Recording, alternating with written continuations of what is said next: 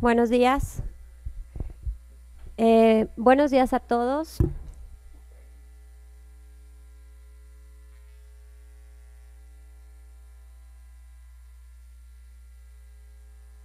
Buenos días a todos. Bienvenidos al Instituto de Investigaciones Sociales. Les queremos dar a todos la bienvenida y las gracias por asistir a este ciclo que vamos a tener el día de hoy, denominado Debates en torno al futuro de la educación, la ciencia y la tecnología en México. Les agradecemos mucho a nuestros invitados su asistencia y bueno, su buen ánimo para participar el día de hoy.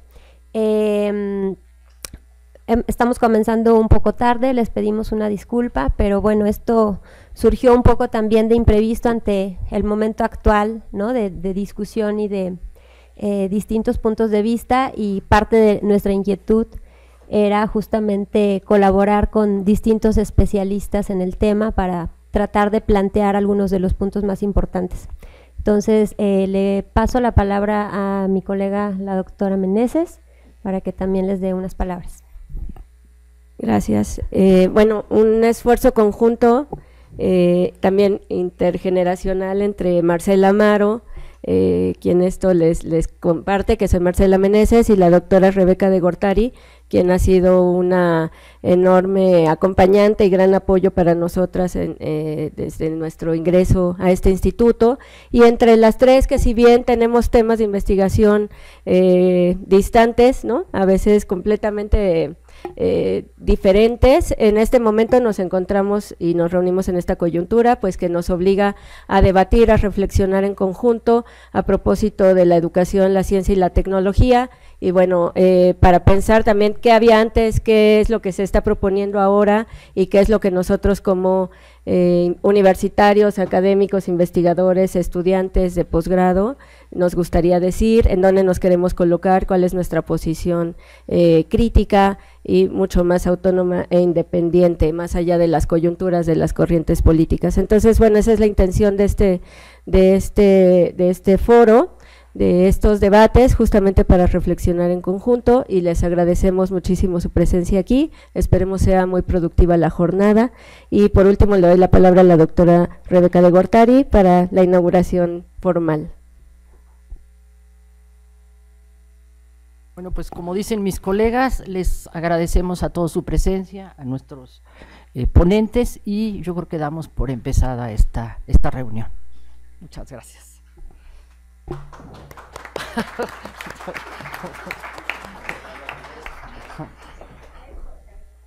Bueno, pues entonces en esta mesa vamos a tener una discusión, opinión, análisis, posturas, etcétera, sobre la iniciativa de Ley de Humanidades, Ciencias y Tecnología, y para ello tenemos a tres colegas.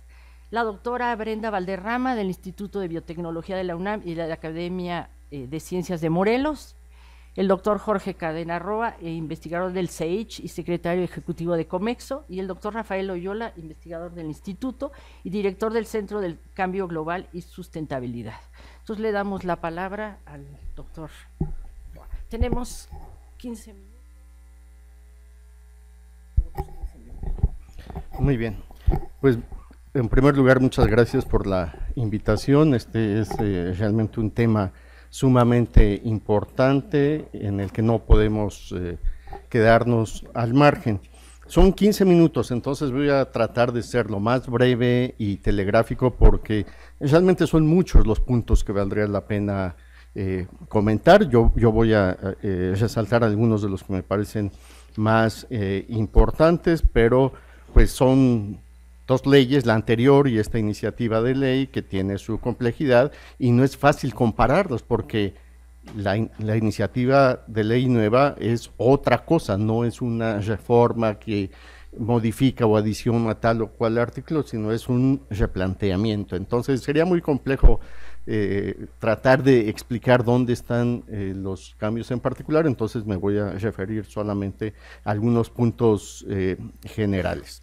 Bueno, en primer lugar, me parece que es sumamente importante señalar que la elaboración y presentación de esta iniciativa de ley fue unilateral, no fue consultada, no ha sido discutida, simplemente se presentó en la Cámara de Senadores como si no hubiera una ley anterior, como si no hubiera partes interesadas, como si una sola parte pudiera presentar una iniciativa sin preguntarle a nadie de las entidades, de las partes que serían reguladas por esta ley y que no son pues, ni dos ni tres, ni cosas menores. Es el Sistema Nacional de Ciencia, Tecnología e Innovación del país. Son universidades, centros, en fin.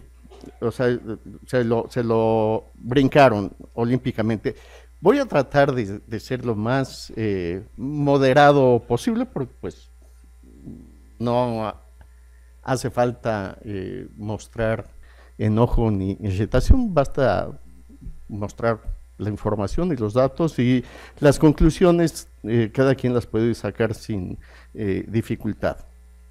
Bueno, además de que no fue consultada, en agosto del año pasado, a iniciativa del rector de esta universidad, un conjunto de organizaciones vinculadas al sector de ciencia, tecnología e innovación preparó un documento que se llama Hacia la consolidación y desarrollo de políticas públicas de ciencia, tecnología e innovación, objetivo estratégico para una política de Estado 2018-2024. Y acá están los logos. Fueron cerca de 100 entidades las que participaron en la elaboración de este documento, que se entregó en una ceremonia en el Palacio de Minería al presidente electo, y estuvo presente también quien hasta ese momento aparecía como propuesta para directora del CONACYT, y un conjunto de personas vinculadas con este sector. Entonces, no es nada más que, digamos, las diferentes entidades del sector de ciencia, tecnología e innovación estén levantando la mano así de que háganme caso, yo tengo una idea, yo tengo otra, sino que ha sido un documento elaborado, muy consensado, muy propositivo, y pues no aparece, ¿no? Entonces es una pena que habiendo estos niveles de participación y de propuesta, pues sean pasados por alto.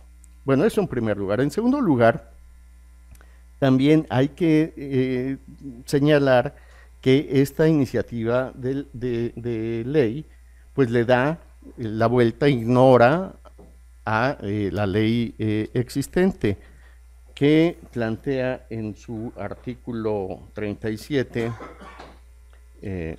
inciso 3, que es una función básica, entre otras, del Foro Consultivo Científico y Tecnológico.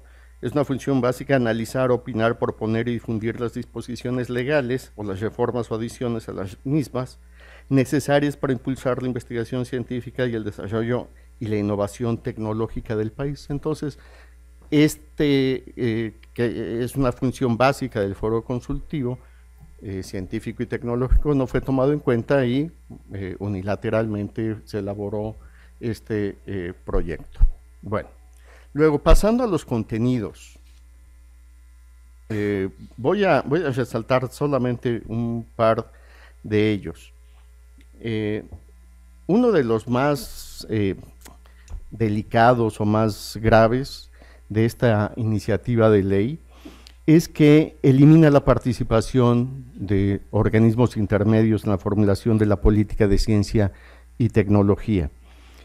Se reemplaza al órgano de gobierno del CONACYT, el Consejo General, por una junta de gobierno, y esa junta de gobierno excluye de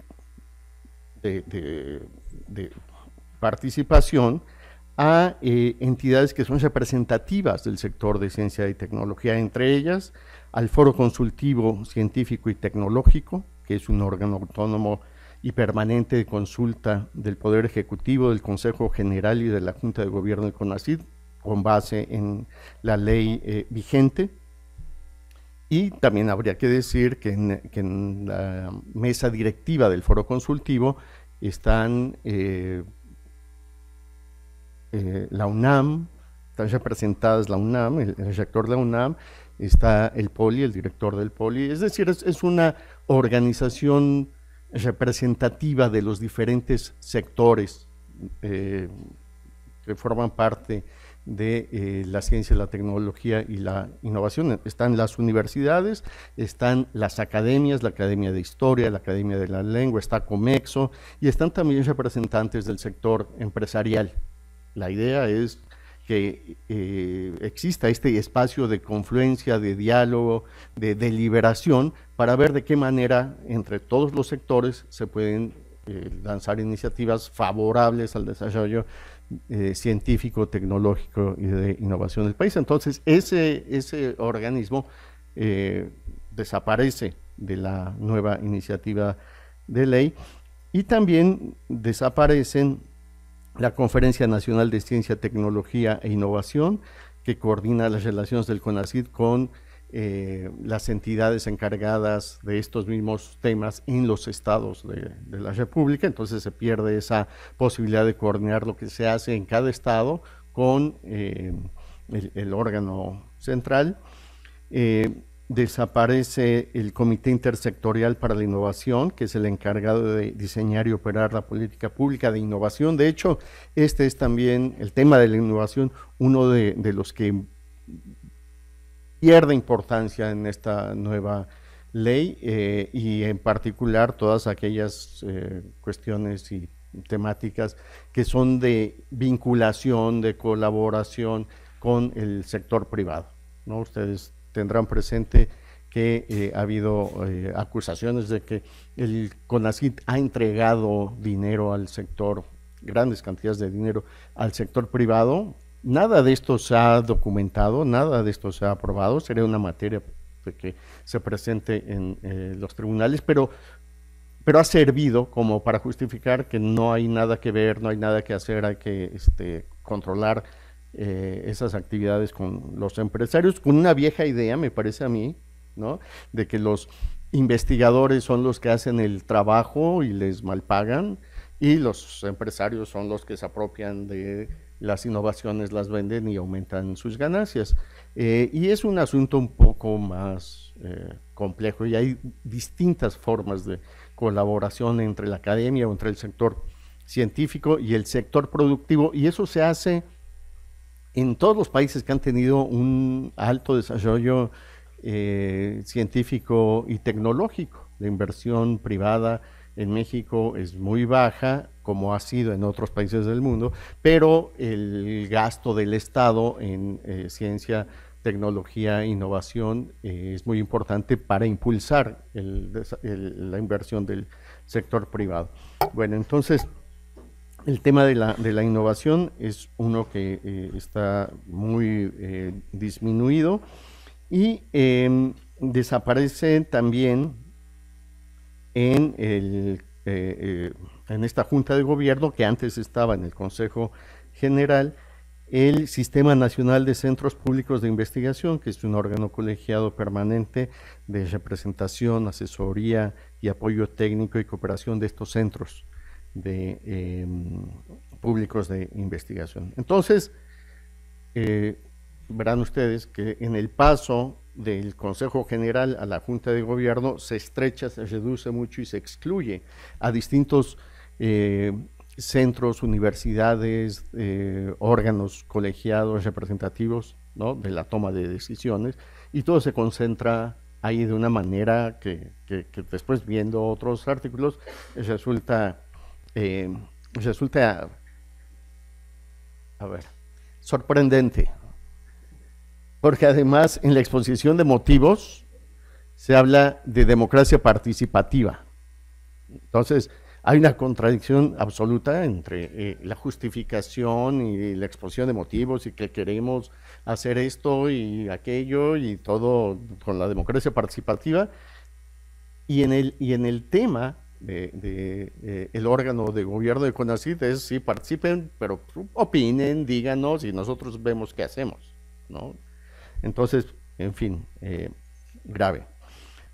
Otro punto que también aparece de manera, pues, clara, es que el proyecto de ley limita la autonomía de los centros públicos de investigación. Tal vez Rafael vaya a hablar más de esto, ¿no?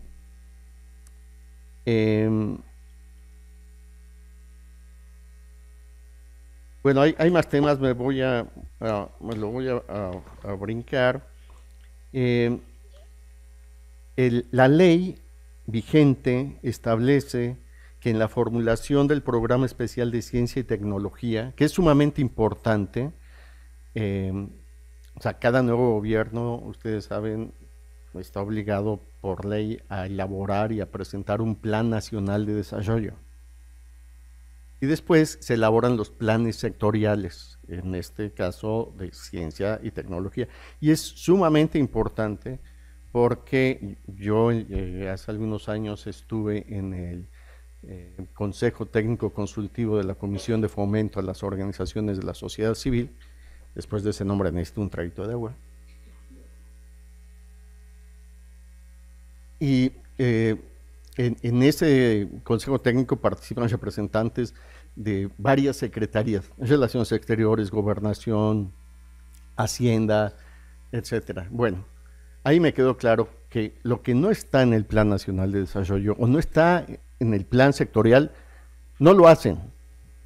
No hay manera de proponerles y de que intenten avanzar en algo que no está en el Plan Nacional de Desarrollo, aunque sea o por lo menos aunque parezca una buena idea. Entonces es de la mayor importancia que en la formulación de ese plan sectorial de desarrollo participen las entidades que hacen el trabajo científico, de desarrollo tecnológico y de innovación, porque los funcionarios pueden ser omisos en muchas cosas, pero si saben que está en el Plan Nacional de Desarrollo y se les puede exigir y que se les puede fincar una responsabilidad, entonces sí, son sí se mueven, sí actúan, sí hacen las cosas. Entonces se necesita ese apoyo.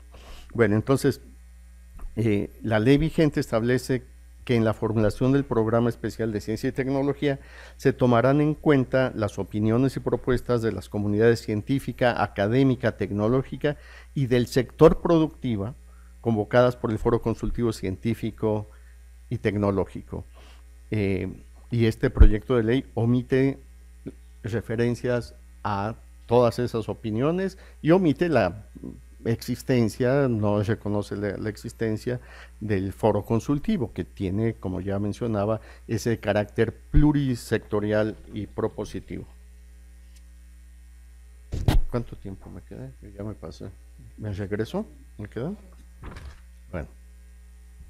Elimina también esta ley el Comité Intersectorial para la Innovación, en el tema que ya comentaba de una reducción del papel y de la importancia que tiene la innovación en esta nueva perspectiva del CONACYT. La H es muda, entonces no tengo que hacer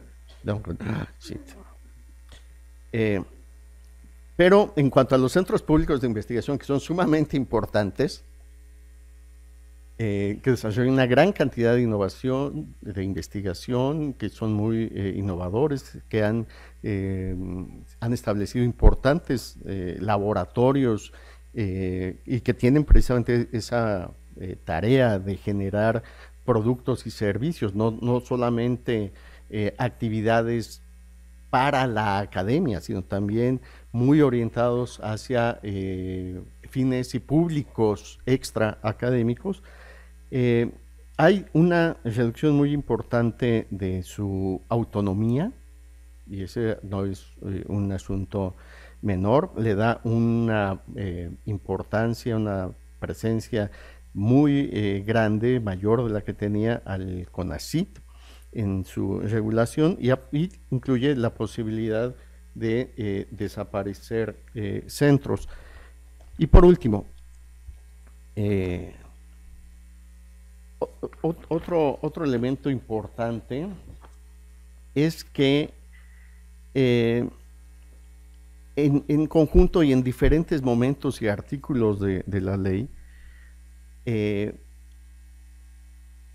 hay la posibilidad, ¿no? O cabe la posibilidad de que de manera efectiva veamos no solo una mayor centralización y control de las actividades académicas de parte de CONACYT, sino que también se atente contra principios universitarios básicos como la libertad de cátedra, como la libertad de investigación, sobre todo con estas restricciones que presenta la ley para los temas de riesgos que nunca se definen, y también de un conjunto de mecanismos de protección de la libertad de investigación académica, que es la base de la actividad científica y que es el sustento de la definitividad académica. O sea, es la seguridad, la base de la seguridad en el empleo de los concursos de oposición y la definitividad es precisamente que no llegue un nuevo director o una nueva autoridad académica de cualquier nivel que le diga a los investigadores: tú ya no vas a estudiar eso que quieres, no, ahora vas a estudiar esto otro, por cualquier motivo y con cualquier justificación, porque es de importancia nacional, porque es, ¿no? Entonces, la ley encamina las cosas en esa dirección. Entonces, me parece que esta ley también es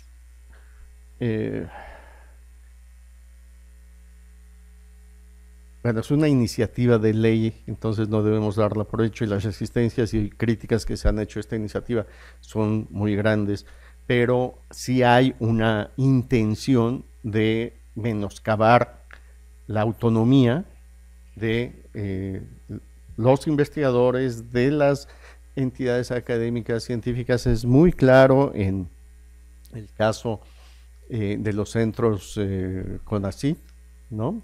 Se aumentan los controles, y ahora nuevamente se hace patente la importancia de defender la autonomía de las decisiones y de la gestión en el ámbito académico, porque las condiciones del país pues no han variado. Hay una tentación muy grande de los poderes públicos de decidir qué es lo que se hace y cómo se hace y para qué se hace la investigación en las entidades académicas.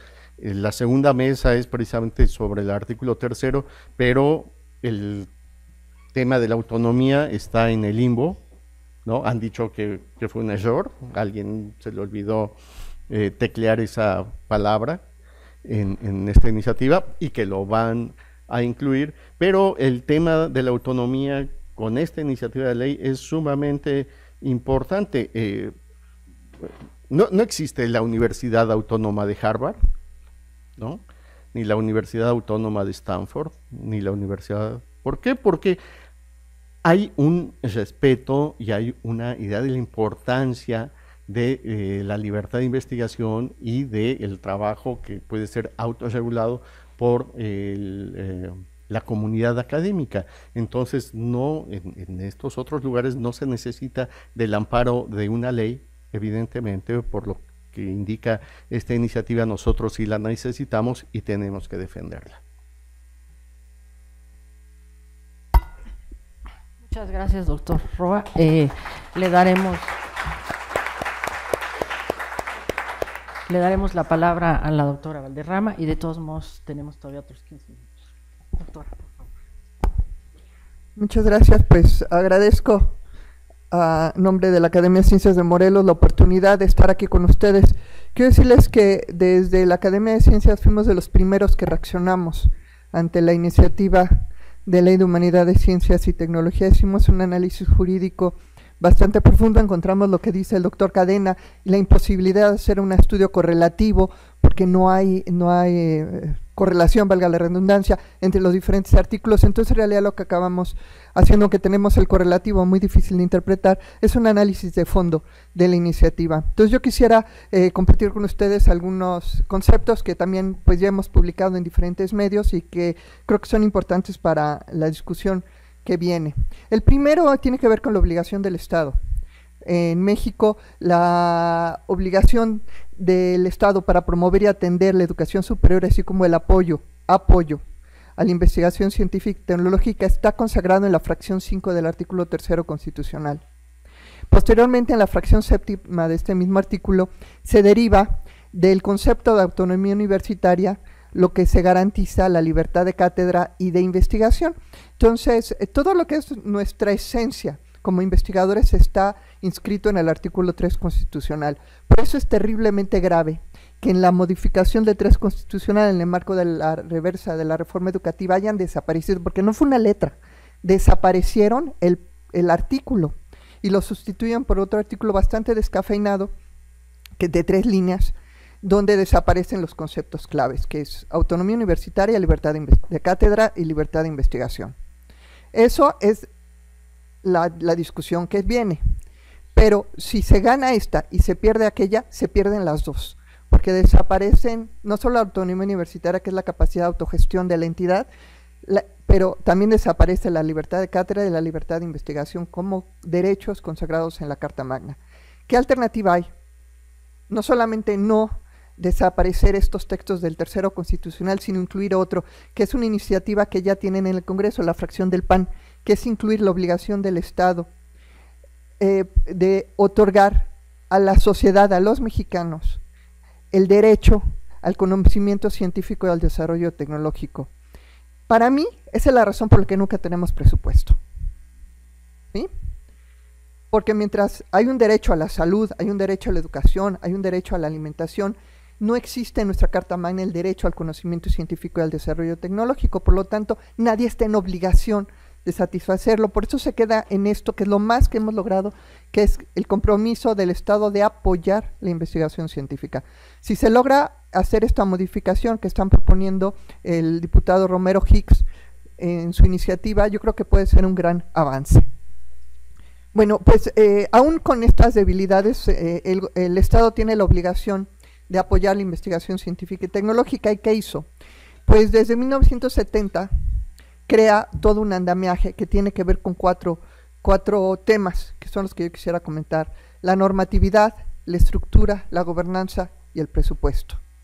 Y bajo estos 4 grandes temas transversales surge todo lo demás, que es lo que nosotros percibimos como investigadores y lo que percibe la sociedad, porque también pues mi convicción es que nosotros no somos el beneficiario de CONACYT, somos el intermediario de CONACYT para el beneficio de la sociedad, a través del conocimiento que nosotros generamos, de la tecnología que desarrollamos, de la educación que nosotros proveemos.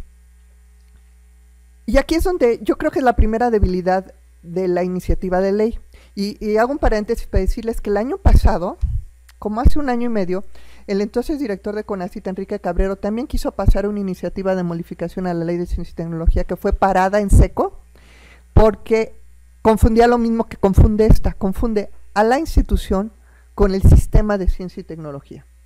La ley de ciencia, tecnología e innovación es una ley para garantizar que el Estado cumpla con su función de apoyar la ciencia y tecnología. Por lo tanto, es una ley reglamentaria del 3º constitucional para reglamentar el funcionamiento del gobierno. En el gobierno está CONACYT. en ese orden, ¿sí?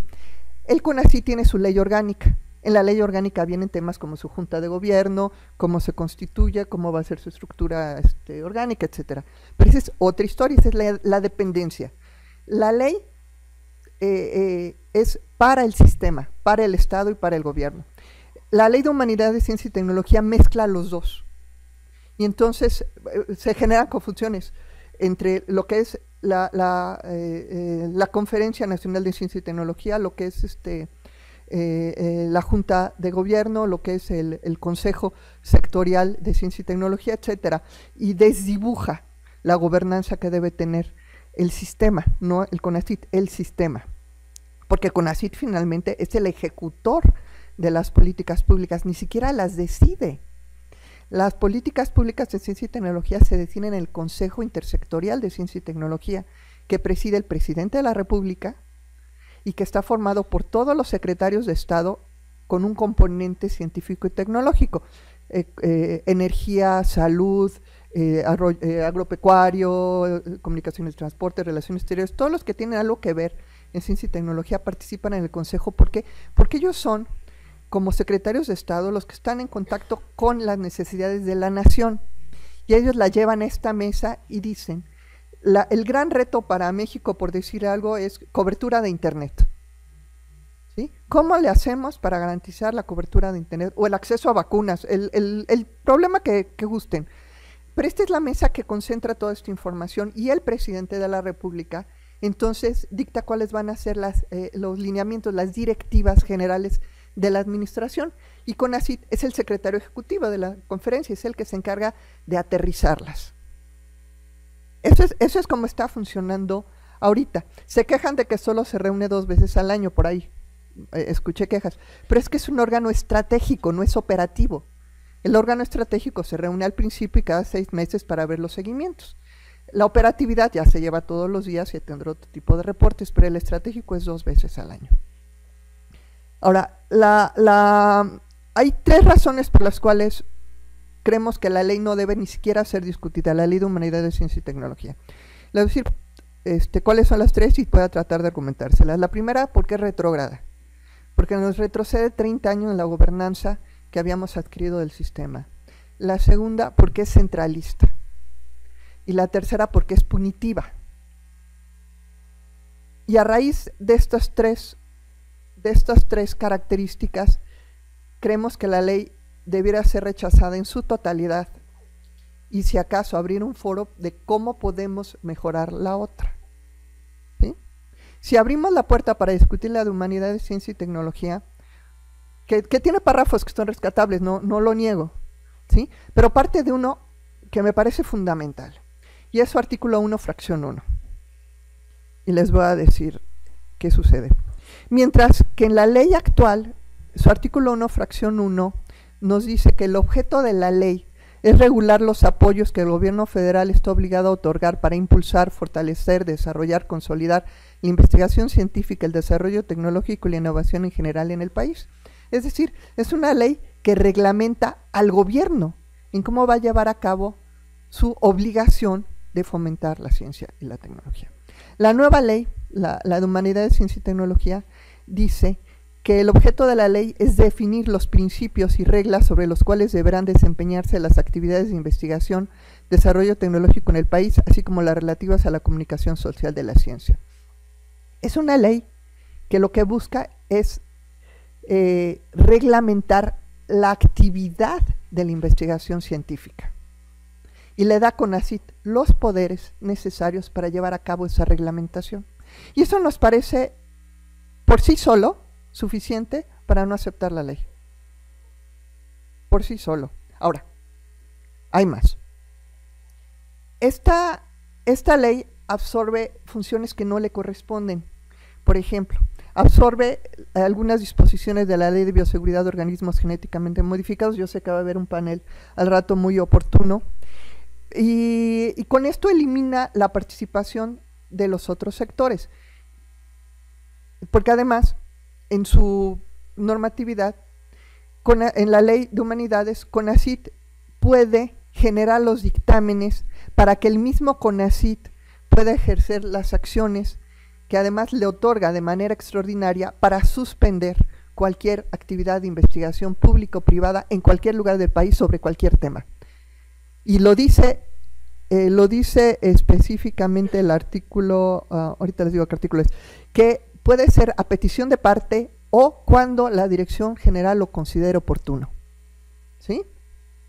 Eso significa, en esa redacción, que la persona que está en la dirección general de CONACYT puede decidir de oficio dictaminar que la investigadora o el investigador que está en la Autónoma de Zacatecas está cometiendo una falta. El mismo CONACYT dictamina y el mismo CONACYT tiene facultades para suspender la investigación, pasando por encima de la normatividad universitaria, de la libertad de investigación, de la libertad de cátedra, inclusive de temas laborales. ¿Sí? Así está la redacción de la ley, ¿eh? Todo eso nos parece muy grave. A mí en particular, pues me preocupa mucho por ser investigadora en el área de biotecnología, que mi disciplina esté 5 veces mencionada en su nombre en la ley, ¿sí? Y que los principios de previsión, prevención y precaución que originalmente se diseñaron para la liberación de organismos genéticamente modificados se hayan extendido a todas las disciplinas, no solo a la biotecnología, a todas las disciplinas, y se vuelva el sustento sobre el cual se puede empezar una investigación por oficio, por decisión unilateral de la persona en la dirección general del CONACYT. Aún más, la Junta de Gobierno, muy atinadamente. La Junta de Gobierno es una estructura, es una figura que tienen que tener todos los descentralizados, no es particular de CONACYT.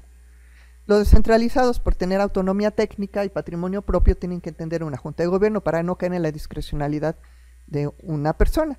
Entonces el director del descentralizado somete los proyectos, somete el presupuesto, somete sus propuestas a la Junta de Gobierno y la Junta de Gobierno lo autoriza. Así se hace colegiado y se distribuye la responsabilidad.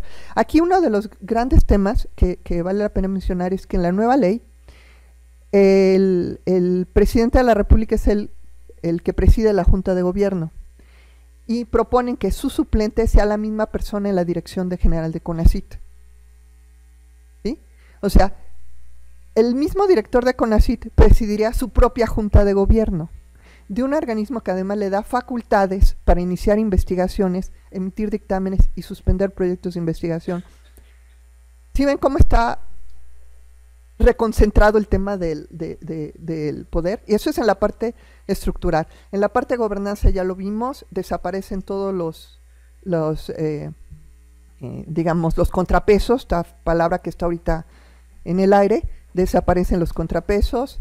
En la Conferencia Nacional de Ciencia y Tecnología, que es donde se reúne con los de las 32 entidades, la situación es realmente muy grave, porque ya le llegó un oficio a los gobernadores desde hace 2 semanas, donde les avisan unilateralmente que los fondos mixtos, que es el principal instrumento de coinversión en ciencia, desaparecen, y los gobernadores tienen 2 opciones. Una, o asignan los recursos mixtos, mitad y mitad, que están en las cuentas para los proyectos prioritarios de CONACYT, o pueden retirar su parte. ¿Sí? Así están redactados los oficios. Cada gobernador tomará la decisión que más le convenga de acuerdo a sus intereses, pero lo que es claro es que desaparece la coinversión estatal federal como una política pública de descentralización del presupuesto. También desaparece la retroalimentación sobre cuáles serían los problemas regionales que hay que atacar, y por supuesto desaparece la interlocución, porque ya no se reuniría la Conferencia Nacional, que ahora se reúne 2 veces al año.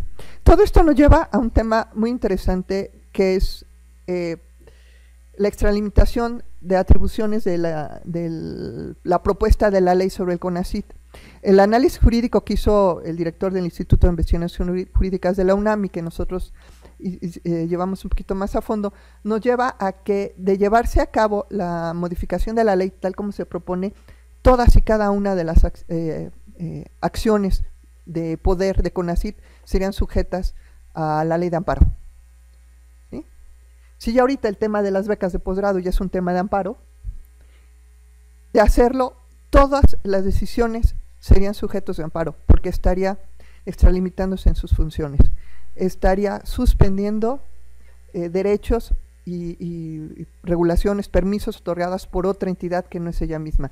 Entonces el tema es muy delicado. Yo realmente soy de la idea de que la ley debe retirarse lo antes posible, antes de que nos desgaste más a nosotros y nos dividamos más. Y que mejor vamos a revisar bien la ley que existe, si es necesario mejorarla, la mejoramos, pero yo creo de veras que las mejoras que se pueden hacer a nivel de ley orgánica de CONACYT o a nivel de programas presupuestales. Gracias.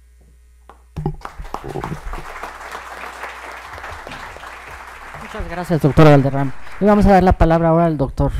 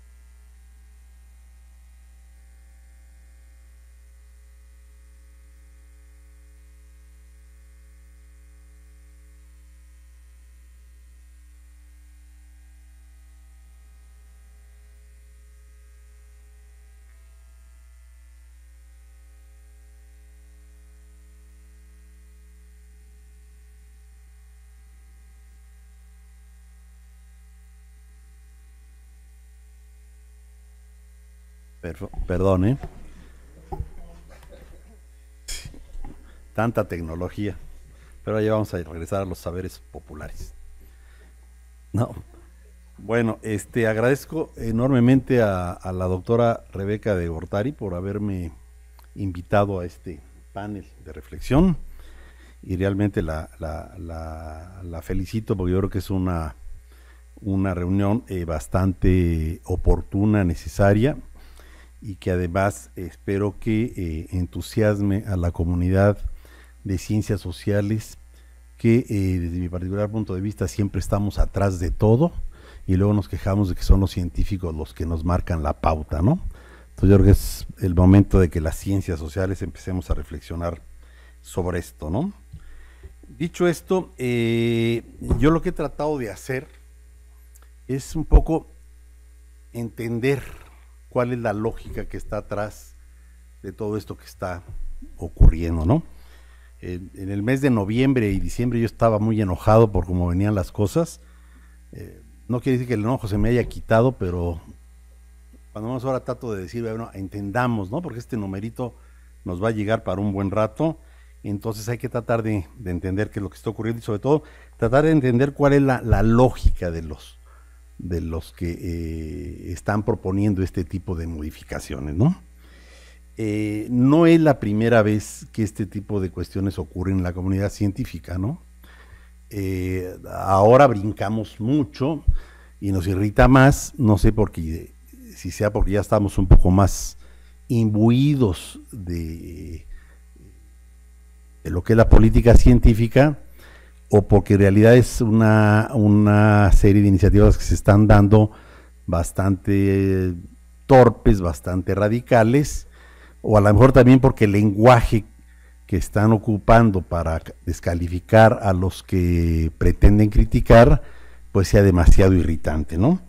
Pero no es la primera vez, o sea, hay que recordar en la administración de Vicente Fox, cuando llegó una nueva administración, la del ingeniero Parada, pues también trató de hacer cosas bastante violentas, y en esa ocasión, por desgracia, no hubo tanta reacción de la comunidad científica, pero se lograron parar muchas cosas, y yo creo que se lograron hacer una serie de planteamientos que fueron ir configurando el sistema de ciencia y tecnología que conocemos en la actualidad, ¿no? En este sentido, habría que llamar la atención que lo que se tiene actualmente en ciencia y tecnología no es producto de una persona, ni es producto de una sola maldad, ¿no? O sea, yo creo que hay muchos intereses los que se han metido, muchos grupos nos hemos movido, Ahora habría que recordar al doctor René Drucker, que siempre estuvo presente en este tipo de discusiones y que ayudó a que las cosas no se dieran con la radicalidad o con la torpeza que se habían dado, ¿no? Entonces, en ese sentido, pues, tratando de entender, habría que partir del hecho de que no hay una sola visión, ni ha habido un solo hilo conductor desde los años 70, cuando se empezó a armar el CONACYT, ni desde el gobierno de Fox para tener lo que actualmente tenemos y que tanto se está demonizando, ¿no? Pero tampoco tenemos una estructura perfecta y hay una serie de problemas que no hemos resuelto en la manera de gestionar, de administrar o de fomentar la ciencia, ¿no? Así que, salvo el entusiasmo que tiene el doctor Ackerman para saludar todo lo que ocurre en esta nueva administración, yo quisiera un poco, sin irme del lado de los elogios, a tratar de entender con ustedes qué es lo que hay en estas iniciativas. Para esto, yo quiero recurrir a dos frases, un poco para enmarcar el asunto, ¿no? Dos frases pues de colegas, de personalidades que han participado en la nueva administración y pues que nos dice la cantidad de distancias y de diferencias que hay en esta cuarta transformación. Una primera, y que yo creo que tiene que ver con lo que estamos discutiendo el día de hoy, es un comentario reciente del doctor Juan Ramón de la Fuente en su artículo del Universal, hablando a propósito de la universidad, ¿no? Entonces ahí cita una frase de Alejandro Gómez Arias, quien fue de los promotores de la autonomía universitaria en 1929, en donde él, hablando de por qué se necesitaba la autonomía y por qué la autonomía era necesaria para que la universidad fuera más fuerte, y él dice algo que yo creo que tiene que ver con lo que está ocurriendo en la actualidad y con lo que tendría que preocuparnos, ¿no? Él dice, la universidad tiene que ser fuerte porque la universidad no pertenece a ningún gobierno, a ninguna clase ni a ningún grupo económico, ¿no? O sea, la universidad tiene que estar por encima de la sociedad y por encima de los distintos poderes.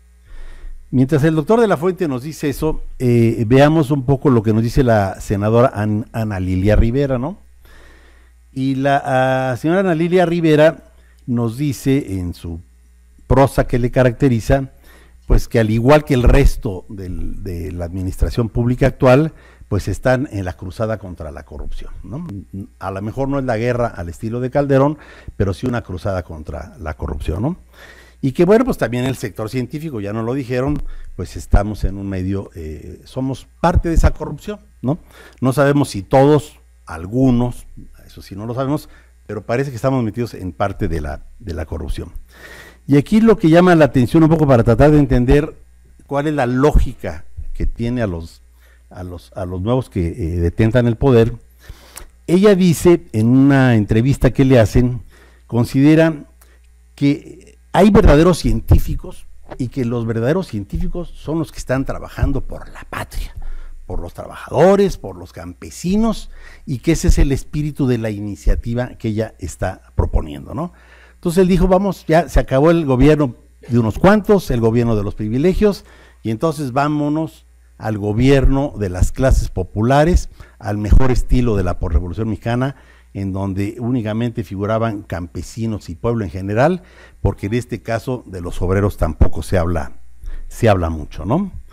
Ahora, todas las notaciones que yo les voy a mostrar aquí son frases que entresaco de la reforma, de la iniciativa de reforma. Y yo les recomiendo que le echen una mirada, porque realmente es interesante. Y es interesante un poco para entender qué es lo que traen en la cabeza los que ahora nos gobiernan y por qué están haciendo las cosas como las están haciendo, ¿no? Y a partir de ahí tratar de ver a ver si hay espacios de sobrevivencia y espacios para que las cosas no se hagan como se están haciendo. Según yo, el espíritu de la reforma, de la iniciativa, parte de que para ellos, desde el gobierno de Fox, hasta la iniciativa que pivoteó la UNAM y que presentó el doctor Graue, todas están imbuidas del mismo ímpetu, ¿no? Y el ímpetu que las caracteriza, pues es que todas trabajaron, no lo dicen con esta palabra, pero yo creo que está sobreentendida, con una cierta perversidad para favorecer intereses privados a través del desarrollo tecnológico y de la innovación, ¿no? Entonces él dice, la innovación se convirtió como el propósito central que pisoteó todo, entendiendo derechos humanos y demás. Y que los recursos públicos, desde luego, pues se fueron dirigidos a que se alimentara a este monstruo que son los empresarios que están aprovechando la investigación para esto, ¿no? En ese sentido, para ellos la lógica de toda el andamiaje estructural y la filosofía que permeaba a la política científica desde Fox hasta la propuesta del doctor Graue, aunque no es del doctor Graue, como lo dijo mi amigo Jorge Cadena, pues es el favorecer los intereses privados. Ese es lo único que funciona. A partir de aquí, lo que habría que preguntarse es si estamos viviendo un cambio de modelo en la manera de hacer la ciencia o de administrar la ciencia, o es un retorno a un espacio mítico que en realidad nunca ha existido, ¿no? Porque en otros espacios de la administración pública el entorno mítico es ese México bucólico que se perdió, el México de Ortiz Mena, que no deja de ser importante, pero que es del siglo pasado, pero aquí no se sabe cuál es ese mundo mítico en el que nos movimos, ¿no? Entonces, aquí vale la pena recordar los 3 o 4 grandes momentos recientes de configuración de la política científica. Yo creo que hay un primer gran momento que va desde antes de Miguel de la Madrid, incluyendo ya Miguel de la Madrid, hasta Ernesto Zedillo, ¿sí? En donde se creó una comunidad científica, ¿no? Y fue particularmente en esta larga continuidad de los gobiernos de Salinas y Zedillo con Fausto Alzati, con todas las críticas que le quieran hacer, en donde se configuró, pues yo creo que la parte más contemporánea de la infraestructura en ciencia y tecnología y de la política en ciencia y tecnología en este país, ¿no? Más investigadores, incorporación de investigadores jóvenes, programas de retención, creación de nuevos centros de investigación, toda la política de evaluación, y desde la ciencia se empezó a caminar hacia la tecnología. Todavía no aparecía en ese momento el tema de la innovación, pero aquí lo que hay que recordar es que el tema del desarrollo tecnológico y la innovación, si bien estuvo presente en México años antes, pues es un tema que falta para el desarrollo de la economía nacional, ¿no? Luego de esta época vino el reino de los conservadores, de las administraciones del PAN, de Fox y de Calderón. ¿Y qué ocurre con ellos? Ellos sí le hicieron un retoque al modelo. Y el retoque que le hicieron es que convirtieron el desarrollo tecnológico y la innovación como el punto y el objetivo central a perseguir. En ese sentido, yo creo que alguna de las críticas que hemos escuchado el día de hoy de lo que está haciendo la actual administración del CONACYT, pues tampoco hay que olvidar que no dejan de tener razón, porque con este tema del apoyo irrestricto al desarrollo tecnológico y la innovación, pues hay que recordar que sí se destinaron muchos recursos y que en distintos momentos, distintos sectores de la comunidad científica cuestionamos para qué se estaban utilizando esos recursos, ¿no? Pero hubo una devoción por la innovación y los intelectuales orgánicos de ese entonces que permitieron soportar el modelo de ciencia y tecnología que se instrumentó en el país, pues desde mi particular punto de vista, lo que se dedicaron a hacer es a replicar los dictados de la OCDE, ¿no? Sí, con la única diferencia que pues la OCDE es un conglomerado de países muy ricos que han resuelto mucho el tema entre generación de conocimiento y transferencia, y aquí de la manera muy tranquila nos dijeron hay que hacer lo mismo y nos transformaron a los investigadores en vendedores de ciencia, ¿no? Y luego recuerdo yo en uno de los tantos documentos que se discutieron en ese momento para impulsar este dictado de la innovación, recuerdo que en alguna reunión que hubo en la Academia Mexicana de Ciencias en que se presentó una propuesta en donde había desaparecido, no había desaparecido, se condenaba la creatividad científica. Algún colega preguntó por ahí, bueno, decir, ¿y por qué vamos a desaparecer la creatividad científica? Si nosotros en la UNAM hacemos ciencia a partir de un convencimiento de la creatividad científica. Entonces una colega muy apenada dijo, bueno, es que lo que pasa es que en la UAM no nos dejan tener demasiada creatividad científica. Entonces como en la UAM no los dejaban, entonces se canceló la creatividad científica. Entonces allí hubo un problema que tuvo que ver con que se quiso desarrollar desarrollo tecnológico y la innovación sin ciencia. Ese es el gran problema que hubo con esa administración, ¿no? Y hubo muchos que nos peleamos porque el asunto no fuera así, y yo creo que algo se logró atenuar, pero este horror que ahora vivimos en esta iniciativa de ley, pues que no nos haga olvidar otros horrores para tratar de tener una visión un poquito más integral, un poquito más madura y un poquito más contemporánea en el sentido de lo que tendríamos que hacer para fortalecer la ciencia.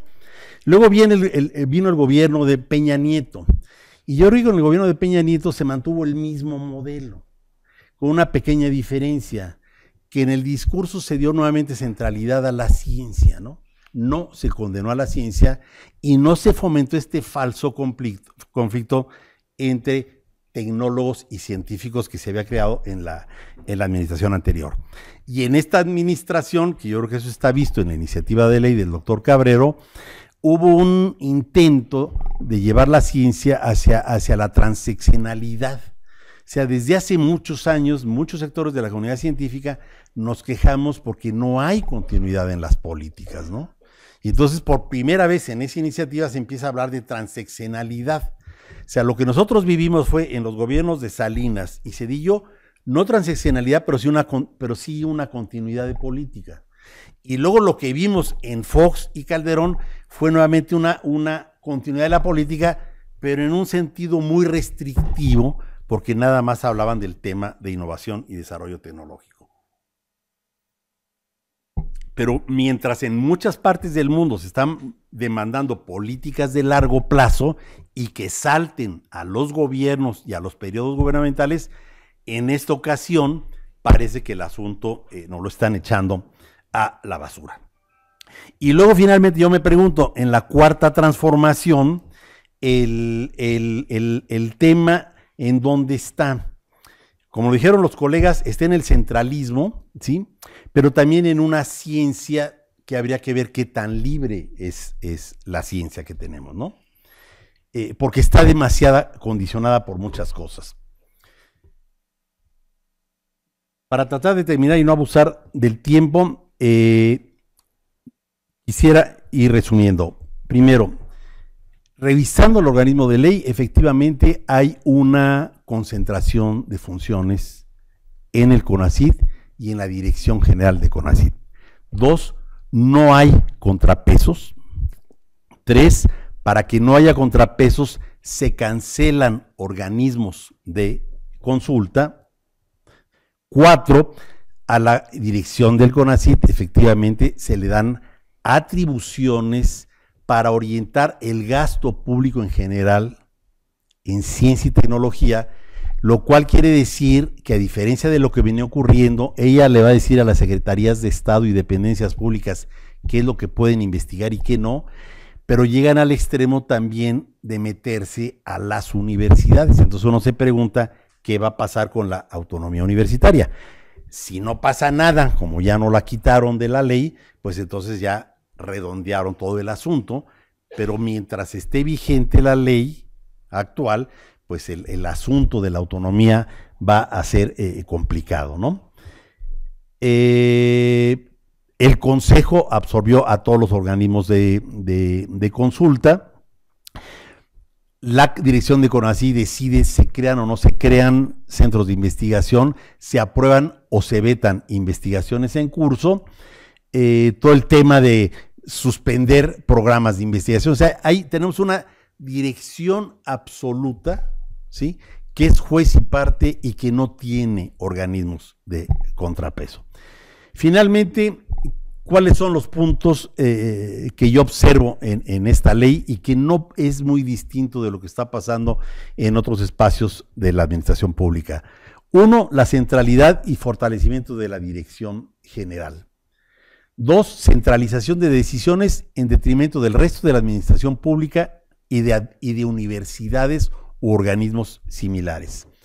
Tres, hay una ausencia de visión sobre el tema de transferencia de conocimiento e innovación. Solamente existe para comunidades campesinas e indígenas y pueblo en general, pero el asunto está muy deslavado en lo que se refiere al sector privado.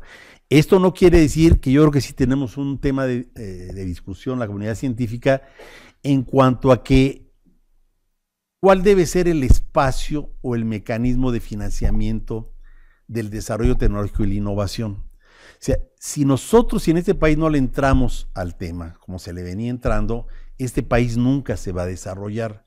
La pregunta que yo me hago es si le corresponde eso al CONACYT o no le corresponde, ¿no? A lo mejor eso tiene que ver con un problema de una política de desarrollo industrial, ¿sí? Pero tampoco hay que cerrar los ojos en cuanto a la cantidad de recursos que el CONACYT le ha pasado al sector privado, en donde uno se cuestiona si realmente se utilizaron debidamente y si las empresas beneficiadas eran realmente las que los tenían que recibir y si sirvieron de algo, y cuál es la relación entre lo destinado a la generación de conocimiento, a la ciencia, y lo destinado a la transferencia de conocimiento. Yo creo que ahí sí hay un desequilibrio y hay que entrarle de frente, ¿no? Lo digan o no lo digan los morenos, sí hay un desequilibrio porque eso se viene diciendo de mucho tiempo atrás. El siguiente punto que a mí sí me preocupa y que yo creo que tiene que ver mucho con lo que dice el doctor de la Fuente es de si la ciencia es para el Estado o por encima del Estado. Lo que nos está proponiendo esta ley es una ciencia para el Estado y para las distintas dependencias públicas. Y luego por ahí cuelan el tema de libertad de investigación, pero queda condicionado a las consultas a los sectores populares, ¿no? O sea, ahora para ver qué política científica vamos a tener, pues vamos a tener que empezar a consultar a las comunidades de campesinos y de indígenas, y entonces uno se pregunta, ¿y dónde va la dinámica de la ciencia? ¿Y dónde va la libertad de la investigación, no? Y finalmente, lo que venía yo diciendo hace rato, con esta iniciativa se cancela cualquier posibilidad de que tengamos una política pública en ciencia y tecnología que sea de largo plazo, que sea continua y que por lo mismo sea transeccional. Gracias.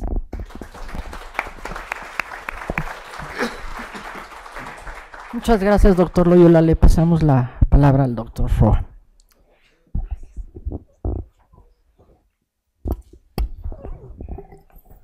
Bueno, me parece que las tres presentaciones se complementan.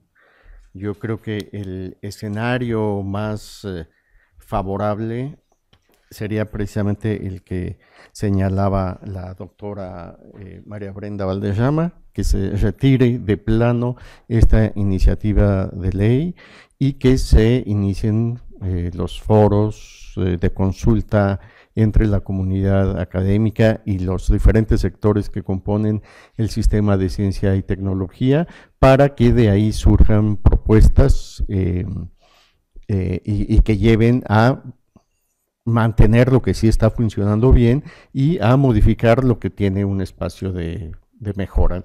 Eso me parece que es un primer punto sumamente importante. En segundo lugar, también me parece que hay que enfatizar la importancia de que en estos temas, no exclusivamente en estos temas, pero particularmente en ciencia, tecnología e innovación, la importancia de tener planes de largo plazo. O sea, el tiempo que toma la formación de un científico, de un joven doctor, es muy largo. Cualquier cosa que se haga ahora se verán sus efectos en 10 años probablemente, para la formación de más, digamos, si nos fijamos como meta que haya un aumento en el número de miembros del SNI, por ejemplo, bueno, para eso se necesitaría que haya más universidades de investigación donde se impartan posgrados y puedan egresar esas siguientes generaciones de miembros del SNI, o además que se amplíe el sistema de becas para que pues los jóvenes egresados de nuestras universidades puedan cursar maestrías y doctorados en el extranjero. O sea, no es una inversión menor, no es una empresa fácil, pero me parece que sería sumamente importante, pensando en proyectos de largo plazo, que se crearan más universidades de investigación, ¿no? Esto me parece sumamente importante. También lo que señalaba Rafael, que necesitamos que en estas materias haya políticas de Estado, que sean, que se procure sacar de la disputa política y partidaria y que se puedan efectivamente mantener los planes de largo plazo y que no estén sujetos a el resultado de las elecciones cada 6 años o cada que hay elecciones de diputados o de, en fin, las entidades que puedan incidir sobre la ley y el funcionamiento de las instituciones. También me parece que hay que tener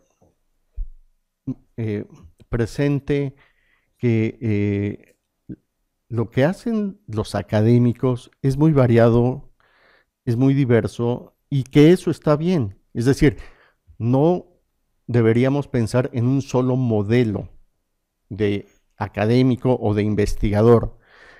A eso nos llevan los sistemas de estímulos a la productividad, a eso nos lleva también el SNI, lleva a priorizar una serie de actividades y, por ejemplo, en el caso de los estímulos a la productividad del PRIDE de la UNAM, para alcanzar los niveles más altos hay que dar clases, que eso me parece que está muy bien, hay que investigar y publicar, o sea, no nada más investigar, sino tener resultados, hay que realizar actividades de difusión, participar en órganos colegiados y formación de recursos humanos, ¿no?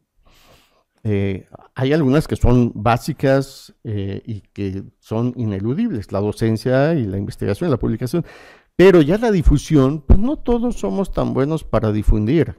De hecho, es una especialidad, no es nada sencillo difundir los resultados de la ciencia.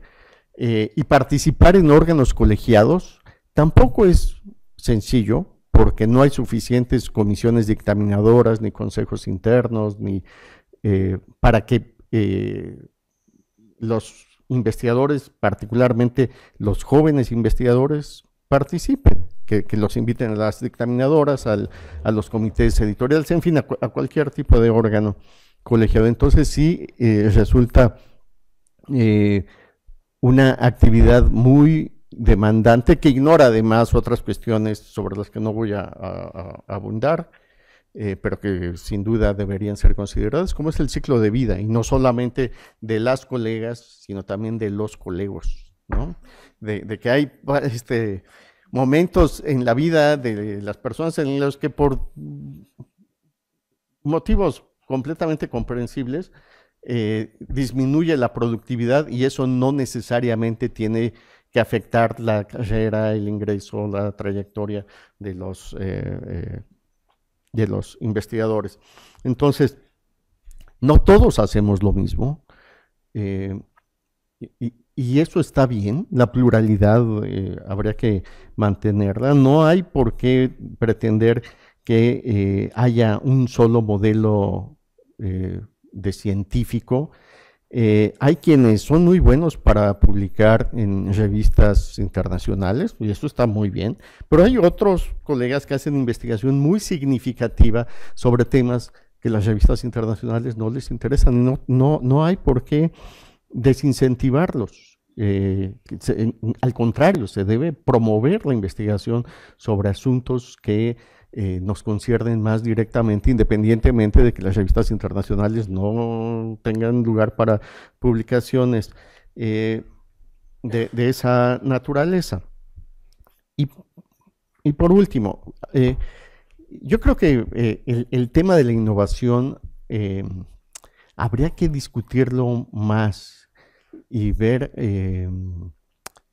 de qué se trata y hasta dónde sí y hasta dónde no, y que también es un tema que cae en el ámbito de la decisión de los investigadores en particular, pero yo con los colegas con los que platico y además a mí también en lo particular, me gustaría mucho que lo que hago sirva de algo. Y no nada más en que se publique en una revista o que salga otro libro, que es sumamente importante, sí me gusta y sí lo disfruto y sí soy medio ratón de biblioteca, me gusta escribir y me gusta revisar y tachar, sí lo disfruto, no reniego de esa actividad, pero también que lo que hacemos sirva para mejorar el mundo en algún sentido, dependiendo de la temática a la que nos dedicamos. Si nos dedicamos a temas educativos, bueno, que sirva para mejorar la impartición de cursos, la gestión de las instituciones.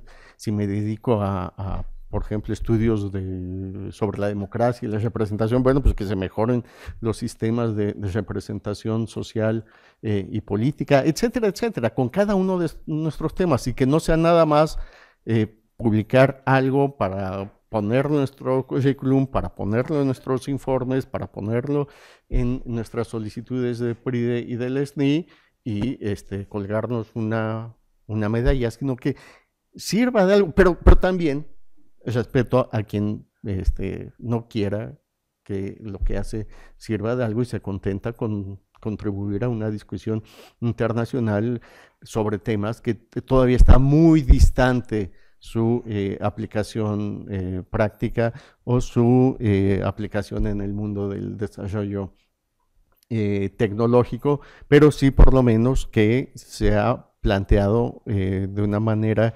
que sea fácil de comprender, porque también en ocasiones no es fácil comprender lo que algunos colegas hacen. Entonces, a partir de ahí, de estos elementos, y con eso concluiría, de pensar en políticas de largo plazo que aseguren continuidad, de tratar de pensar en un modelo de científico o de académico que tiene desde luego una serie de funciones y de tareas básicas, y en otras que podría disminuirse el peso que tienen en las evaluaciones, y la discusión de la innovación en las actividades que nosotros hacemos y esa posibilidad de que los resultados de investigación se puedan convertir en servicios y en productos y en cosas que son de interés para otros públicos no académicos.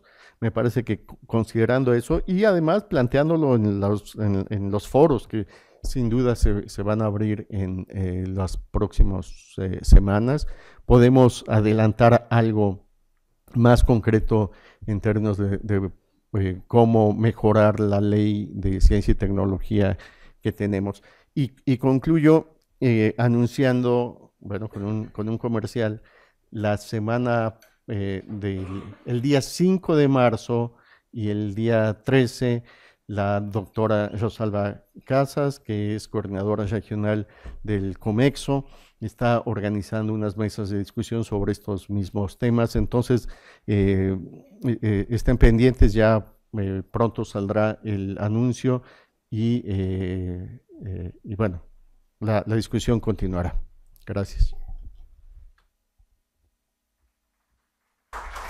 Muchas gracias, doctor Cadena. Le damos la palabra a la doctora Valderrama.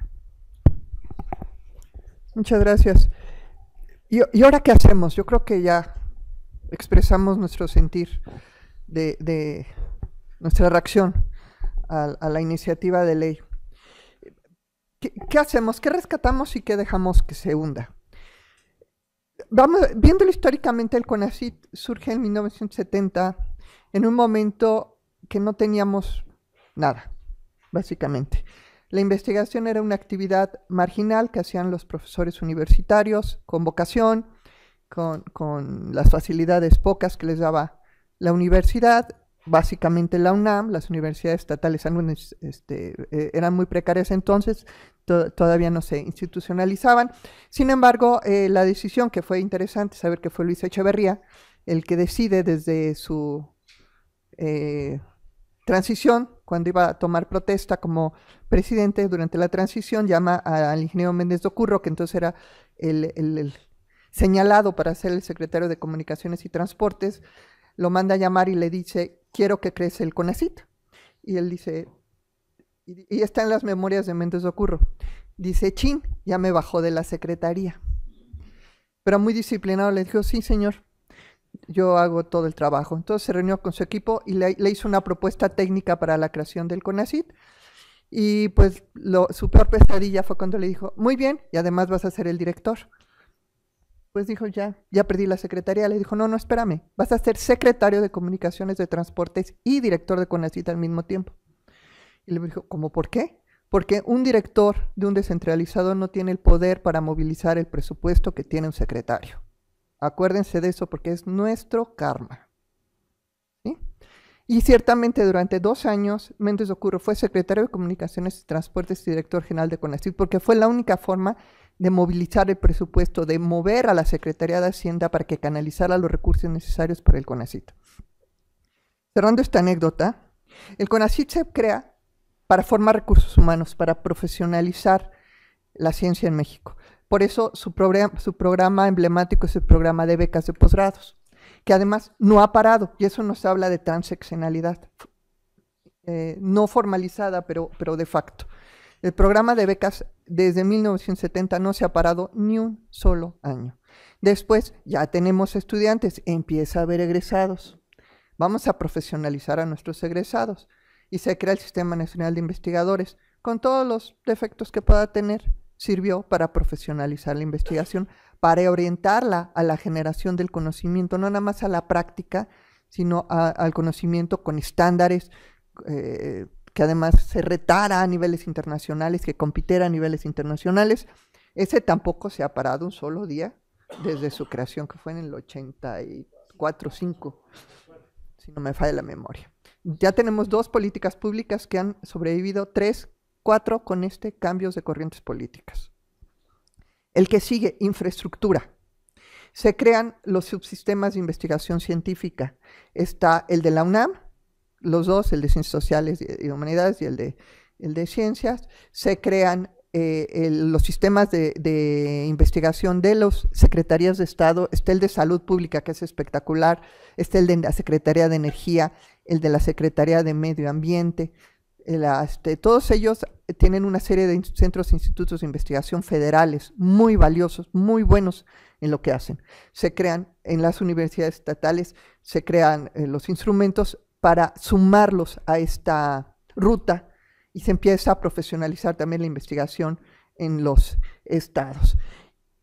Se empieza a invertir en infraestructura, se empiezan a generar las condiciones para que esa investigación despunte, que son 2 cosas que son parecidas pero no son iguales. Una cosa es la infraestructura, como esto, sí, que todos necesitamos, los laboratorios, los centros de investigación, los accesorios, los anexos, y por otro lado las condiciones. Las condiciones vienen con los recursos. Generar las convocatorias o los planteamientos que permitan que fluya el recurso de manera constante. Y por último, en la última etapa, a partir del año 2000, surge la innovación con la intención de cerrar el ciclo económico de la ciencia. Donato Ramírez, que es el director del Instituto de Biotecnología, lo puso de una manera que me parece muy interesante. De un lado está la ciencia, que es la generación del conocimiento, que es la transformación del dinero en conocimiento. Y por otro lado está la innovación, que es la que transforma el conocimiento en dinero. Entre los dos los conecta una autopista. Hemos invertido mucho dinero en hacer esa autopista, pero nada más la hicimos de un carril. ¿Sí? No hemos hecho el otro carril, que regrese y que cierre el ciclo. ¿Por qué? Porque si no hay quien pague impuestos, no se puede financiar la ciencia.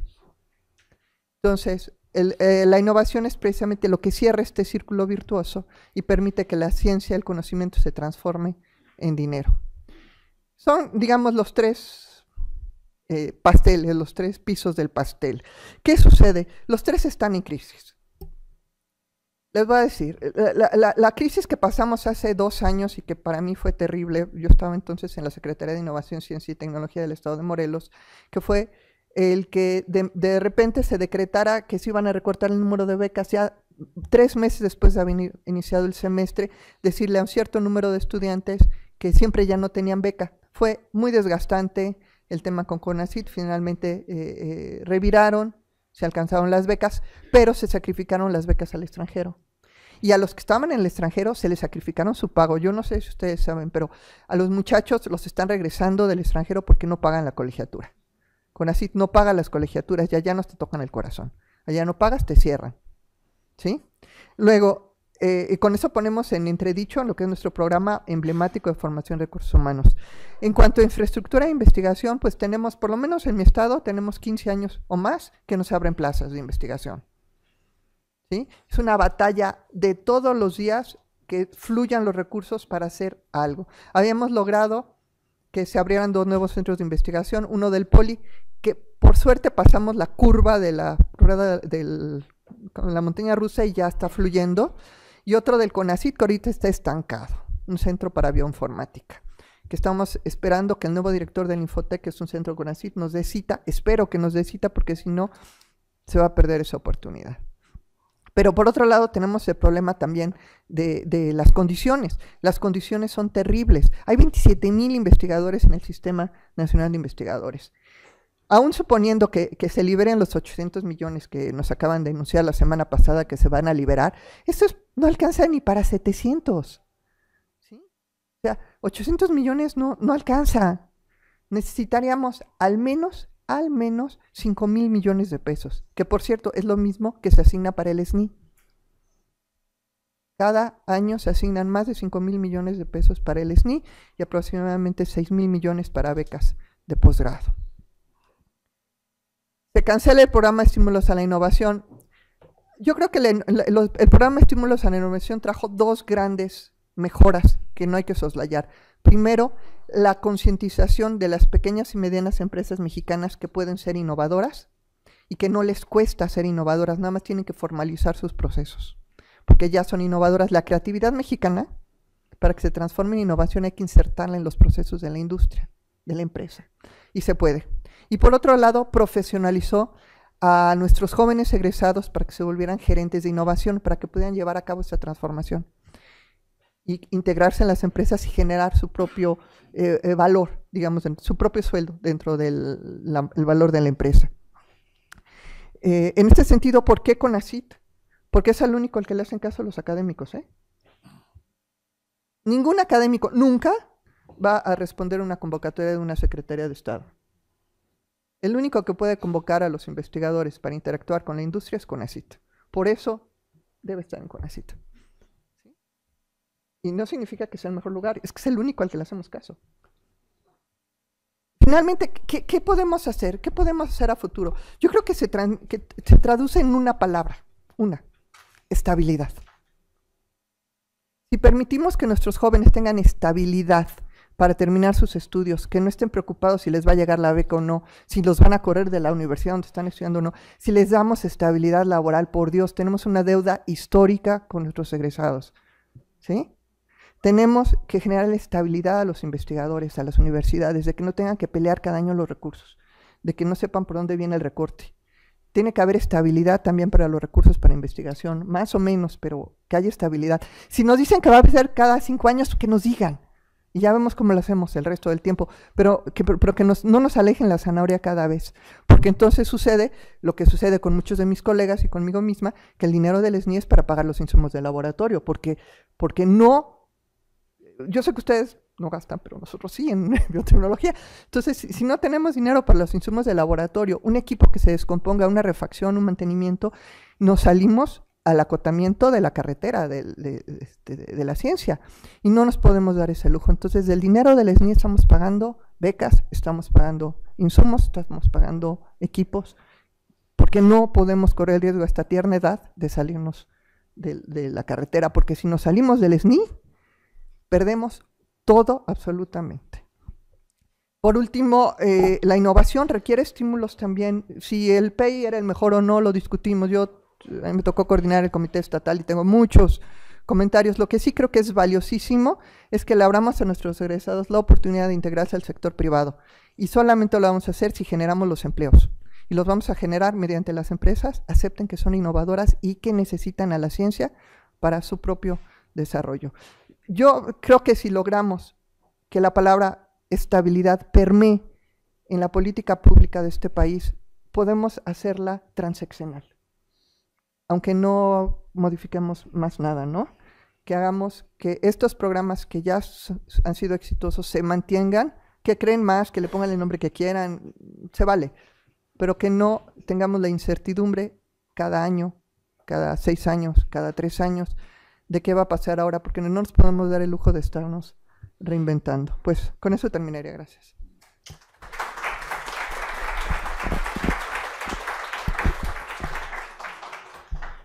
Bueno, yo nada más 2 o 3 cosas para ver cuál es la reacción de están participando en esta reunión. Hace unos días estaba yo leyendo, hace 2 o 3 días, el revuelo que hay en muchas universidades británicas por la suspensión posible de las becas Erasmus con motivo del Brexit, ¿no? Están realmente muy preocupadas las universidades británicas, se están movilizando y algunos de los argumentos que yo escuché con ese motivo era de que el sacar a Inglaterra, a la Gran Bretaña, de las becas Erasmus iba a significar para ellos un retroceso de 30 años en la política. ¿Por qué digo esto? Yo creo que el momento que estamos viviendo para la ciencia, la tecnología y la innovación no es un momento fácil, ¿sí? 2, ahora se han externado muchas voces cuestionando lo que está pasando alrededor de esta ley y de cuestiones que también ocurren en CONACYT, pero esta reunión es para la ley, ¿no? Yo creo que todos tenemos muchas ideas de cómo podemos corregir y mejorar el sistema de ciencia y tecnología, tanto desde el centro como en las regiones, pero si no acabamos de sensibilizar a quienes toman las decisiones de que las cosas no pueden ser así para la ciencia y la tecnología, lo demás que pensemos o propongamos no va a servir de mucho, ¿sí? Entonces, a mí sí me tiene muy preocupado si vamos a tener la capacidad de incidir en una apertura de la política en ciencia y tecnología. Y me tiene muy preocupado de que todo este revuelo que se ha ocasionado desde antes de la toma de posesión de Andrés Manuel y ahora con la iniciativa de ley de ciencia y tecnología y algunos asuntos más que están en los medios, pues a mí lo que me preocupa es que pues estamos perdiendo todos, porque está perdiendo el financiamiento a la ciencia y la tecnología y está perdiendo la atención que debería de poner el sector público para apostar a la ciencia y la tecnología. De hace 6 años o 12 años, en los distintos momentos en los que Andrés Manuel López Obrador se lanzó a la presidencia, ha habido una constante. La constante es que el tema de ciencia no aparece en su discurso. O sea, no es algo que esté dentro de sus prioridades. Entonces, si nosotros tenemos este revuelo que hay, pues es el argumento que faltaba para tenernos muy restringidos de recursos en lo que resta de esta administración. Más allá de si tenemos buenas o malas ideas, lo que está pasando es que la agenda de ciencia y tecnología para la actual administración pública se va a desgastar y nos van a mandar al fondo del socavón. Digo, si ya aventaron para abajo un aeropuerto en construcción, pues ¿por qué no van a aventar para abajo la ciencia y la tecnología? O sea, esto que estoy diciendo no es un asunto fácil, no me gusta decirlo, pero los indicadores que hemos visto, pues yo creo que van en esta dirección.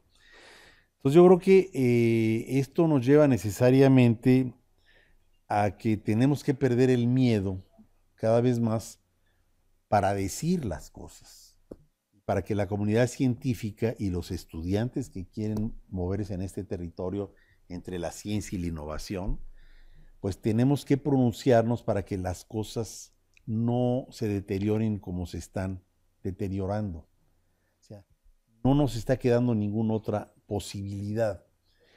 Cuando se vino el golpe de la administración con Fox, en donde todo se apostó por el desarrollo tecnológico y incluso se trataron de desintegrar desde el Sistema Nacional de Investigadores hasta el sistema de centros CONACYT, en ese momento la comunidad científica reaccionó poco porque habíamos estado tutelados y protegidos por el poder priista, porque la ciencia que hay en este país nació con el poder priista, ¿no?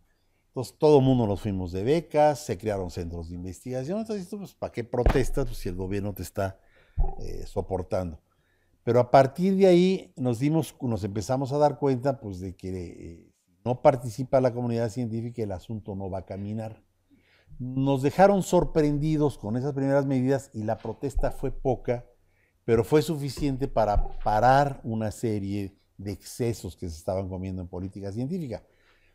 Por ejemplo, no se desapareció el Sistema Nacional de Investigadores, que eso se quería hacer, como por ejemplo, no se desapareció el sistema de centros CONACYT, que había toda la intención, porque ahí está una iniciativa que se discutió en donde a los centros CONACYT se les iban a mandar a que los estados en donde estuvieran los acogieran, y se lograron muchas cosas. Entonces, en este momento yo creo que estamos muchísimo más entrenados y estamos un poquito más fogueados en estas cosas, y yo creo que hay muchas instituciones pues, que están muy preocupadas con lo que está pasando.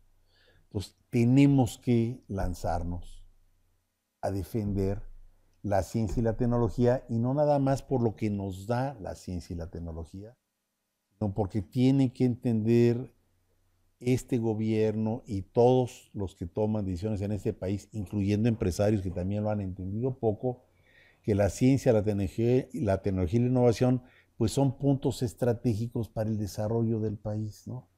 Y hasta a lo mejor esta administración con más brutalidad no lo ha entendido del todo, pero las otras tampoco, porque uno ve la danza de los millones de pesos que se gastaban aquí y allá, y a la ciencia le daban realmente, siempre nos han dado cacahuates, y con cacahuates hemos hecho mucho, pero no ha sido del todo suficiente.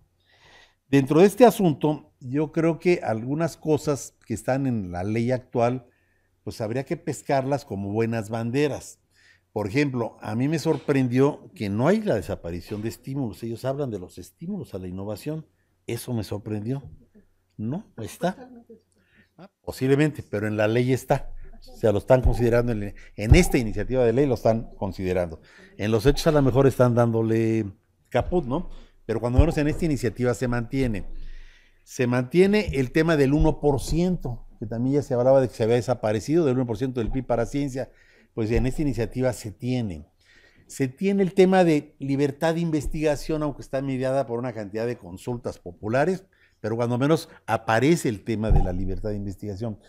¿Qué es lo que estoy diciendo? Tenemos que pescarnos de aquellos ganchos que nos da este nuevo gobierno para empezar a defender que no se desmantele lo que se ha logrado hacer hasta el momento en materia de ciencia, tecnología e innovación, y para poder empezar a ver más lejos o tratar de convencer a quienes están en el poder, pues de que no basta con repartir dinero a los pobres, ni basta con que todos los estudiantes no sean penalizados y tengan acceso a la educación. Eso no nos va a dar desarrollo. Hace falta el ingrediente de ciencia, tecnología e innovación para meterlo a los modelos de desarrollo. En este asunto yo creo que la comunidad científica sí tenemos algunos pendientes que tenemos que discutir y encontrarle una solución. ¿Cuáles son estos pendientes que yo mencionaría de manera rápida? Uno, toda la relación entre ciencia e innovación. Y yo creo que este círculo que mencionaba mi colega Brenda, yo lo comparto totalmente. Lo que no me queda claro es quién debe pagar, ¿sí? Si debe de pagar el presupuesto de CONACYT o tiene que ser parte de una política de desarrollo industrial. Yo me atrevo a pensar que más bien tendría que ser Secretaría de Economía, pero no le carguemos estos gastos al CONACYT, como tampoco le carguemos los gastos al CONACYT del sostenimiento de un sistema de centros, los centros CONACYT, que ya deberían de tener una suerte de independencia respecto al Consejo y empezar a formar un sistema como el de los alemanes, ¿no? El Max Planck, ¿no? El segundo tema que habría que ver es el del andamiaje tan pesado que hay para el gobierno de la ciencia o la gobernanza, como tanto les gusta decir a nuestros colegas, ¿no? Yo creo que lo que se tiene es un andamiaje muy pesado, muy pesado.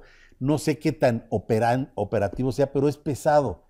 Este andamiaje tiene que comprender contrabalanzas, o sea, contrapoderes, o sea, poderes que balanceen. 2, no puede estar concentrado todo en el CONACYT. 3, no puede estar todo concentrado en la dirección del CONACYT. 4, el CONACYT no puede ser juez y parte. Y 5, de manera fundamental, tienen que estar incluidas las regiones, ¿sí? O sea, en estos años lo que hemos observado es cómo se ha fortalecido la investigación en las regiones y aparentemente ahora regresamos a este gran Tlatoani, la gran Tenochtitlán, que va a volver a dictar qué es lo que se va a hacer en las regiones. Y yo creo que afortunadamente, si algo ha ocurrido en este país en los últimos 30 años, es que ya tenemos regiones con una infraestructura científica y con capacidades científicas que no requieren necesariamente pasar por la Ciudad de México para tener una visibilidad internacional, ¿no? Entonces tenemos que repensar el tema de este andamiaje que está pesado. Y el último punto que yo llamaría la atención, no es muy popular que se diga, pero yo creo que hay que decirlo, este es un país, y yo creo que todos, pero particularmente en donde hay capillas para todo, ¿no? O sea, son las capillas de la ciencia y que se han dominado y que han impuesto sus criterios. Muchos hemos sido beneficiados o afectados por los poderes de esas capillas.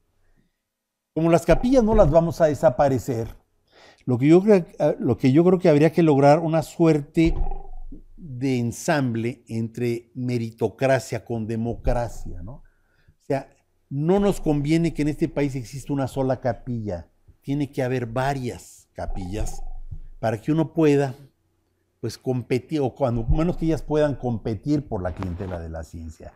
Y 2, tratar de hacer un esfuerzo para que estas capillas, pues, empiecen a tener pisos de referencia común, cierta apertura, ¿sí?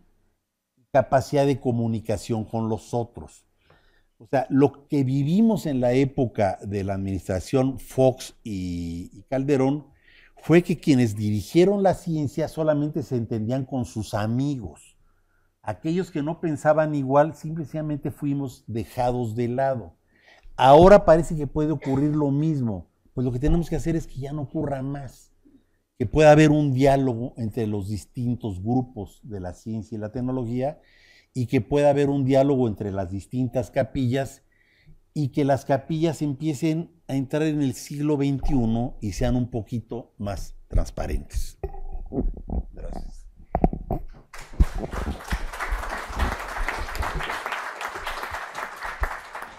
Bueno, creo que este diálogo ha sido muy provechoso, hemos oído muy buenos comentarios, muy buenas perspectivas. Tendríamos 5 minutos nada más, 2, perdón, pero era más bien la idea esto. Bueno, solamente antes de que terminemos, una de las cosas. No, perdón. No, es que sigue otra mesa después sobre el artículo 3º. Una de las cosas que sí les queríamos decir, mis colegas y yo habíamos pensado y habíamos propuesto a la mesa, ahorita les doy la palabra un minuto, en elaborar un pequeño documento con lo que aquí se ha vertido y ver si este documento después se puede circular. Entonces, si al final o no se registraron, por favor lo hagan, porque lo queremos hacer circular y a ver si después se pudiera firmar. Y ahora tenemos dos comentarios, preguntas, ni modo.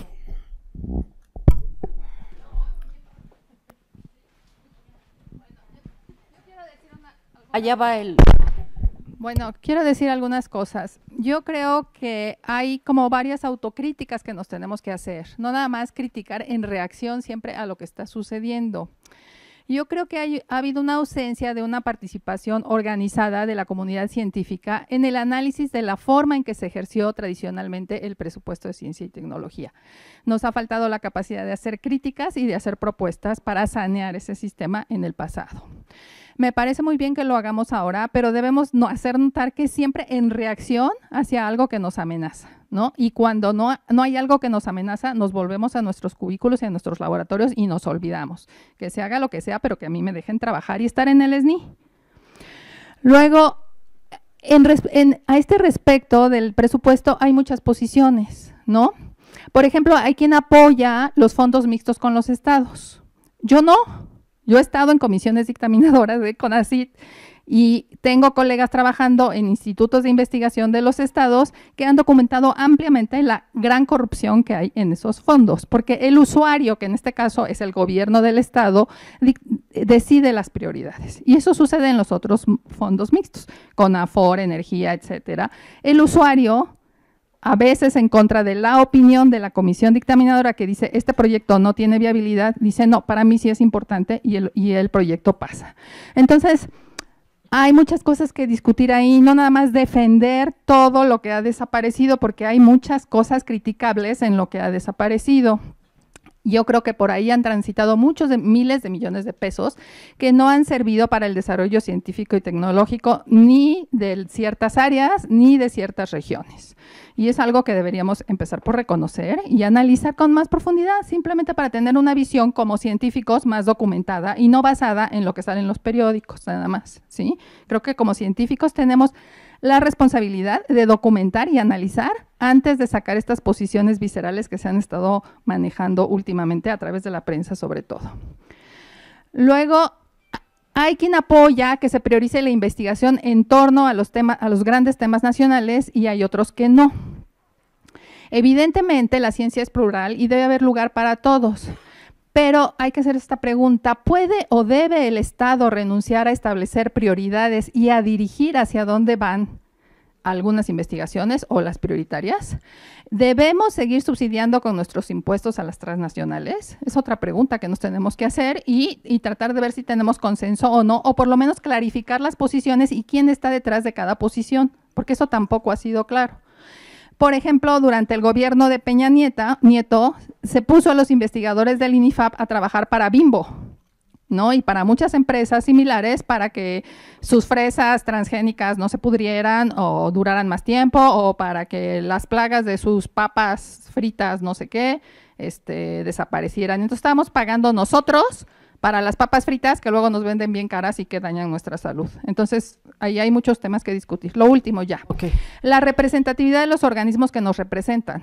O sea, yo veo a mucha gente muy indignada hablando que representan a los científicos. La verdad, pues habría que cuestionar ahí a quién representan, quién nombra a la gente que está en esos organismos y cómo funcionan. Porque por algunos de ellos, la verdad, a mí nunca me han representado o nunca ni siquiera me han consultado, ¿no? Y el último punto es que insistimos en becas y formación de personal, pero no están creciendo las fuentes de empleo. Y estamos formando gente muy calificada que son desempleados o personas trabajando en condiciones de precariedad. Y creo que todos estos puntos son puntos que obviamente no vamos a decidir aquí, pero que hay que ponerlos en la mesa. Gracias. Gracias. Otro, pero pequeñito, por favor.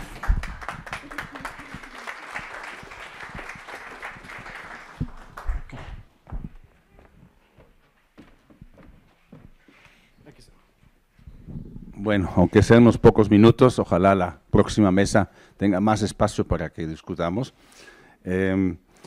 Muy rápidamente, yo soy Enrique Hamel, Antropología UAM Iztapalapa, y trabajo en dos áreas quizás bastante extremas, sí, sobre evaluación universitaria, y el otro extremo pues es educación indígena. Ayer estuve en un foro de la Cámara de Diputados justamente sobre educación indígena como invitado, y yo veo que el nuevo gobierno, pensando un poco más ampliamente, está ante un terrible dilema en este momento, frente a cómo está el país. Todos los temas que discutimos aquí piden a gritos una mayor democratización, descentralización, ¿no? Que se le vuelva a la autonomía a las universidades con presupuesto para decir sus investigaciones. Es una aberración que una sola institución de gobierno tiene que manejar casi todos los fondos de investigación, ¿no? Eso no es el mejor modelo. Y pues la nueva propuesta de ley es centralizadora, ¿no? Es, no sé si un modelo francés, l'état c'est moi, ¿no? O para modernizarlo un poco, le peuple c'est moi, ¿no? Podría ser, o un modelo soviético, no sé qué modelo es, habría que verlo, ¿no?